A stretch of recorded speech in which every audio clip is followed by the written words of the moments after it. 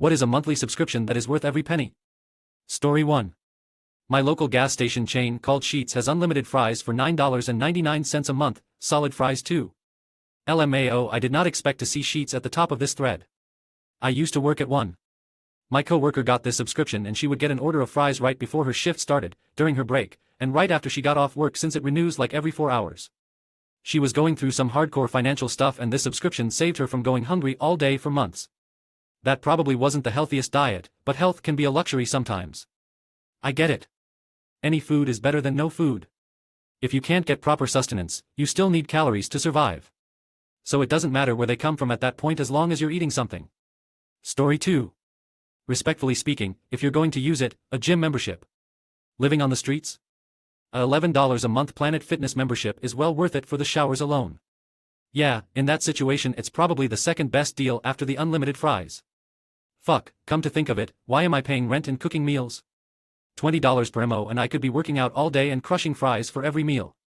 Just don't get old or need to replace your digestive system and you're set for life. Just don't get old, and you're set for life, is a hell of a saying. Story 3. A library card. Wow, I didn't expect this to blow up like it did. Yes, you get your library card free. However, libraries are partly funded from us paying our property taxes/city council rates. Even if you're renting, part of the landlord's mortgage goes to escrow, which pays the property taxes for your rental. A wise man once told me that having fun isn't hard when you've got a library card. Mark Brown, the creator of Arthur, signed my library card. Doesn't that mean you have Mark Brown's library card? LOL. Story 4. Not a monthly subscription, but $100 every 5 years for TSA PreCheck and Global Entry is the best money I've ever spent in terms of time saved. I am about 3 trips into my TSA PreCheck, and it is delightful. Of course, we already had all these features before they took them away from us, then sold them back for the price of our personal information, but here we are. Wasn't there just one big line for everyone back then? It does suck that you can just pay to skip the line now, but I can't remember it ever being free to skip it. Pre-September 11th there was hardly ever a line. Went to Italy in the late 90s. Got our luggage and walked outside of the Rome airport. My mom went back in and asked the guard there if we had to go through customs or anything, and the guard was confused that we wanted our bags checked and told us to leave. Times were different back then. I've heard Italy can still be a bit lax. Forgetting to stamp passports on occasion, etc. Pre-9/11 we used to walk to the gate with our grandparents and watch them board and then watch their plane leave the gate, then just leave the airport and head back home. You only needed a ticket/boarding pass to board the plane. Story 5. My local movie theater chain offers 3 movies per week for $20 per month. They also offer a refillable popcorn buckets that's live for like 5 months for $30. Fantastic deal. My wife and I have Regal Unlimited. $19 per MO for unlimited movies at the nicest theater in town. We love it. Yep, my wife and I also have Regal Unlimited, $21, and just picked up the cheaper refillable bucket and cup, $32 and then $10 to refill all year. It's great. Story 6. Spotify. People complain about the price and/or free version, but I almost use it every day and more than every other app. Not just music but podcasts. Helps make the commute easier. Spotify is the one thing I use every single day. There's never a day I don't put on music. Music, audiobooks, podcasts, being able to essentially own, download and organize any music I want is great. I like the algorithm too, and I've had some really good music suggested to me based on my playlists, and considering the stupid stuff most of us will impulse buy for $10 to $12, I think it's a pretty good deal. Tons of people are stuck in the subscription equals bad mentality, but they are more than happy to spend $8 daily at Starbucks. Yep. It's the last one I'd give up. When I was a little kid spending my bus boy money on CDs, I thought, one day we will have all the music at the touch of a button. It's the one thing that reminds me we are, in fact, living in the future. Also, if you're one of those data-saving types that has access to Wi-Fi a lot and can have one of those 1 or 2 gig cell phone plans, you can just download tons of playlists on Wi-Fi and enjoy all kinds of audio when you're out and about without using a drop of data. Story 7. Not a monthly subscription, but I love my annual Costco subscription because I love the quality of customer service and their better wages for employees. I was so proud of Costco.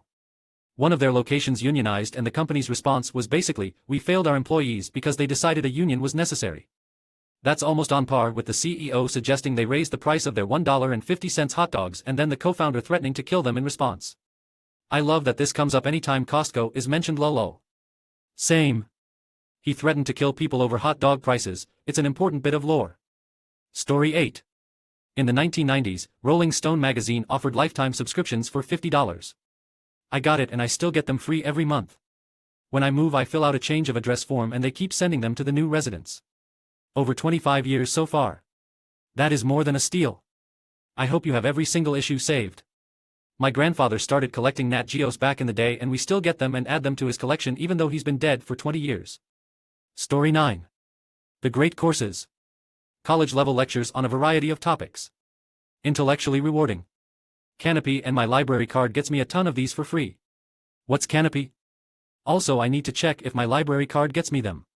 Thank you. My education is absolutely, randomly bonkers courtesy of Great Courses. Canopy is like Libby for movies and documentaries. All you need is a library card and you can watch all kinds of digital content. There is a monthly limit on it but it is so worth it. I saw everything everywhere all at once 2 months before it was anywhere else, for example. Totally free and you can put the app on your TV if it is a smart one. Story 10. I have a weekly delivery of fresh vegetables from local suppliers. It's a bit more expensive than going to a shop but they are fresh and taste amazing, even friends recognized that the carrots are way more intensive in taste. What's the subscription? Just something your local suppliers offer, or is it something larger? Here in Germany I have Equerbeet, but there is a huge amount of local suppliers. I can drive the few kilometers down to where they have their gardens and watch the vegetables grow. Sounds like the German word for beating up homosexuals. My first glance I read, queer bait, and I thought goddamn. Story 11. My Planet Fitness membership. Started going in September for X/week and have lost about 20 pounds so far. It's such an immense stress reliever and I am feeling great about my progress and strength gain. That's great, keep it up. Story 12. Kindle Unlimited is awesome for the wife and I. We read about 175 books per year. I have it, but all the new or interesting titles seem to cost extra. Same. I tried the trial and immediately uninstalled it. The free stuff isn't anything I want to listen to. I signed up for like 5 libraries and use Libby. There are also a surprising amount of audiobooks on YT. I'm glad this service works well for you, but is there a reason you don't use Libby and just read for free? Using Libby means you have to wait for titles, especially popular titles. Kindle Unlimited you get to read immediately. Also on Libby you can only keep them for a certain amount of time before you return, and Kindle Unlimited you can keep as long as you need. Can also rent more at a time from Kindle versus Libby. For reference, my library on Libby is Chicago Public Library. Pro tip, put your Kindle on airplane mode and you can keep your Libby books as long as you want. Story 13. Game Pass. I would cancel every television streaming service I have before I would cancel my Game Pass. Same. I have Amazon Prime for the shipping, but I guess it has streaming. I pay for Netflix for documentaries. My wife does YouTube TV but I don't watch it. I'm paying for HBO Max right now because there was a $2.99 per month, with commercials, deal for 6 months. I'll cancel when it's up. And I'll have Paramount Plus when Halo comes back and cancel it immediately when it's done. And I would cancel all of them, even Amazon Prime shipping, before I canceled Game Pass. Game Pass gives me so much entertainment. It's an insanely great deal. Amazon dropped a lot on my list because of them saying they are starting ads. I know it's a few dollars for ad-free, but it feels like an insult to me. I know of 20+ people including myself who cancelled Amazon Prime going forward over the ads. Story 14. Pimsleur. $14 per month for unquestionably the best language learning program/app in existence. Completely and utterly blows away stuff like Duolingo, Babbel, etc. Do a single month of a language before visiting a country that primarily speaks it and you'll be blown away by just how much it helps.